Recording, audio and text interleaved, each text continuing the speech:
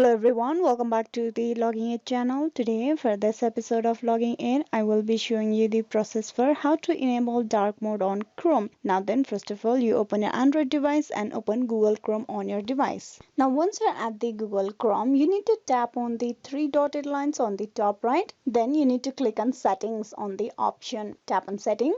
Now here you scroll down and you need to click on theme inside basic theme. Now here you need to choose the option or the theme that you want for the Google Chrome. As we are going to show you process for how to enable dark mode, you tap on dark and the Chrome will get turned into the black theme, that is dark theme. Hope this video was useful. Please like and subscribe the Logging In channel, and also don't forget to click on notification and updates. Thank you.